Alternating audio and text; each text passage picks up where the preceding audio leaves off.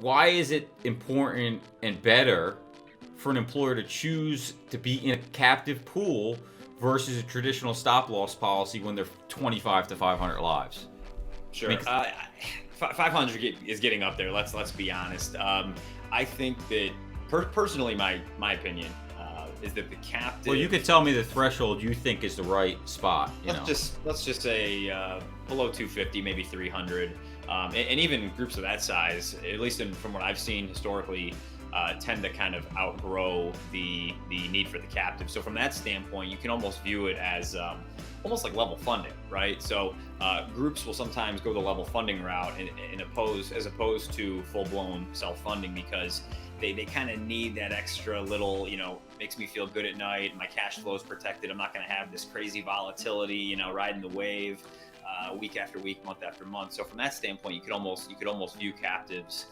for groups that are maybe in excess of 200 lives that way, somewhat similarly, right? Now, that being said, does that mean that it's never a fit for a group of 250 or 300? Absolutely not. They may just like the idea of some of the benefits that particular captive brings. Like if maybe they were self-funded, years ago, and they got hit with some giant laser that forced them to go back to the fully insured market. Maybe from that group standpoint, the value proposition of being in a captive with a no new laser contract, despite their size, is very valuable, and they may stay put in that captive for forever and ever. It just kind of depends on the group.